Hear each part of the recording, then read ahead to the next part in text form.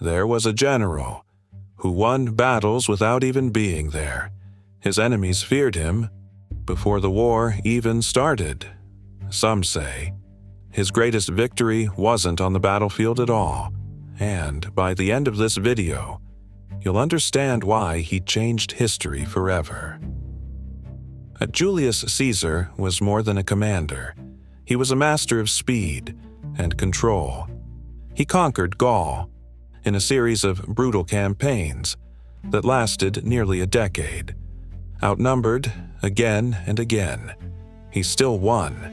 He built bridges in days, moved armies through impossible terrain. He also knew how to inspire loyalty.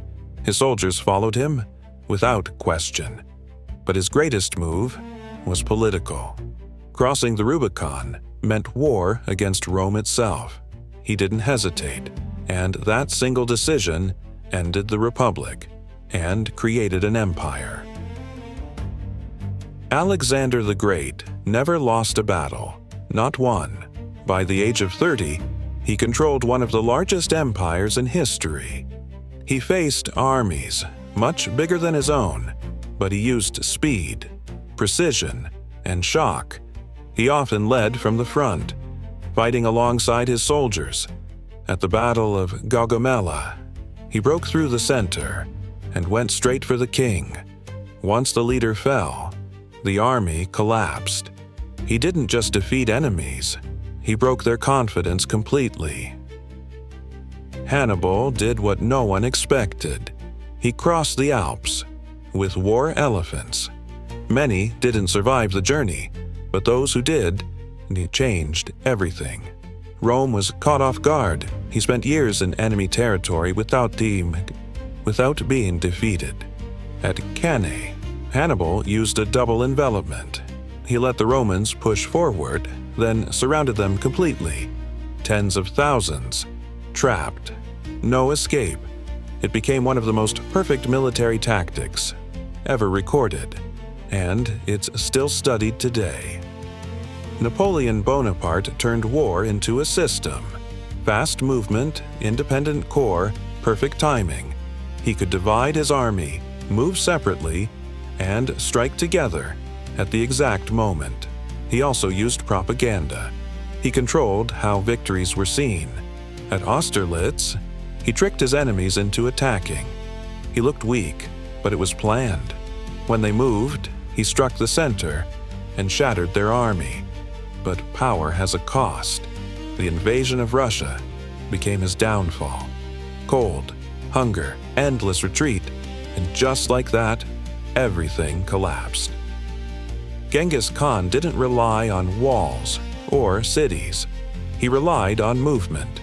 His armies were fast, disciplined, and deadly. They could travel vast distances without slowing down. They used signals, coordination, fear. He rewarded loyalty and punished betrayal instantly.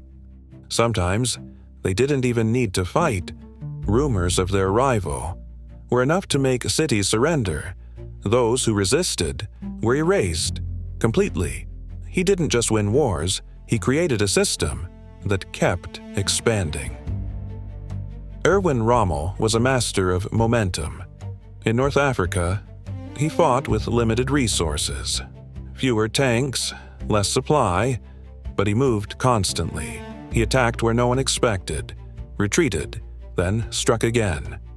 He studied his enemies carefully and adapted faster than they could react. His enemies couldn't predict him.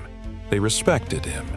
Even in war, he followed a code, and that made him different. But one man changed everything: Sun Tzu. He didn't command massive armies, he didn't conquer continents, but his ideas outlived them all. His book, The Art of War, is still used in military academies, business strategies, and politics. He believed the best battle is the one you avoid. Know your enemy, know yourself, win before the fight begins.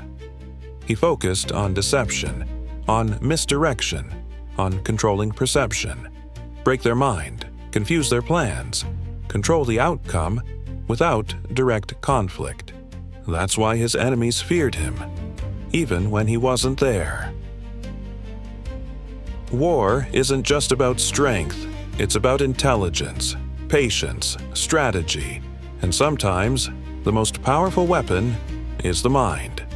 This is Informboom. Stay curious,